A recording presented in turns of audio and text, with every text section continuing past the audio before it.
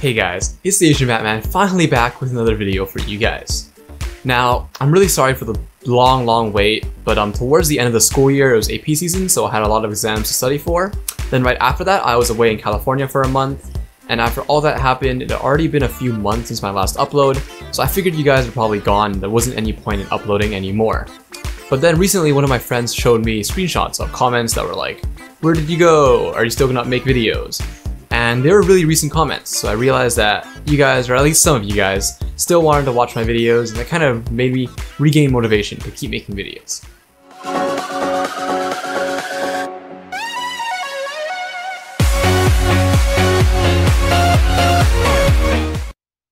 Anyways, one of the most commonly debated topics when it comes to leopard geckos is substrate choice. Basically, every leopard gecko or lizard YouTuber has a video about substrate, since it's one of the key components of your lizard setup, and making a mistake and choosing the wrong substrate can lead to major health issues, or even death for your gecko. In fact, I actually made a video about this a few years ago as well, although back then I was just starting out on YouTube, so that video didn't get a lot of attention, not to mention the fact that my video creation skills sucked pretty hard back then, so I figured a redone, revised version was in order. Right, well, the most common substrates for leopard geckos that are recommended and available to be sold are sand, Repticarpet, Ecoearth, and paper towels. At least those are the ones I've seen that I can think of at the moment. Let me know in the comments down below if you use a different type of substrate that I missed. Out of the 4 different types of substrates, the one that just isn't viable for leopard geckos is sand.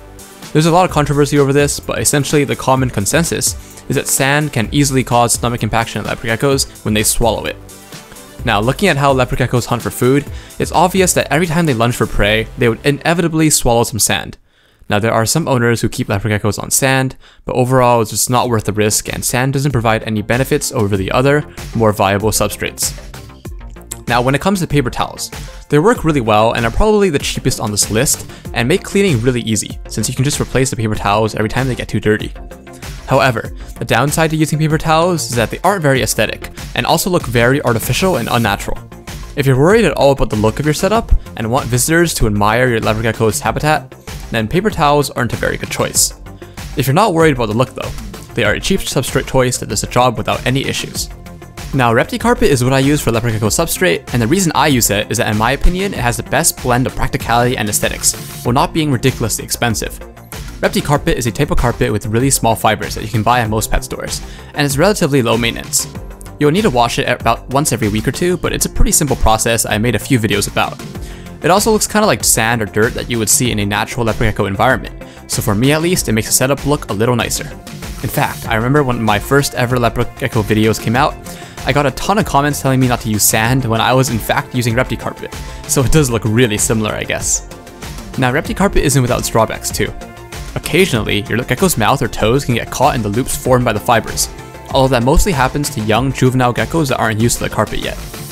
At first, my gecko will get his jaw stuck on the carpet sometimes when he lunged too far to catch prey, but now it basically never happens.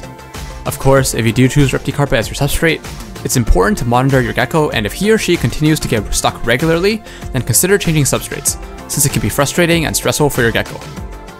Now let's talk about Ecoearth. This is the substrate of choice for probably the most popular leopard gecko YouTuber, who you guys have probably heard of or watched. While this substrate is less commonly found in pet stores, it is readily available online. Ecoearth provides a great blend of aesthetics and practicality, as it looks really natural and is relatively easy to clean.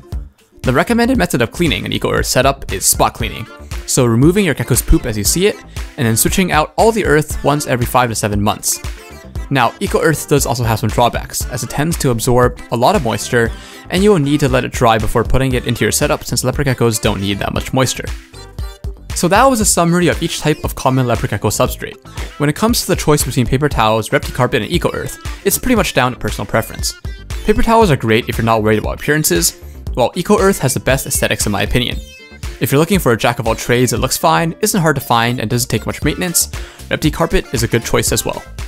Now that wraps up this video. Thank you guys so much for watching, and I'll see you whenever I post my next video. Alright guys, thanks for watching.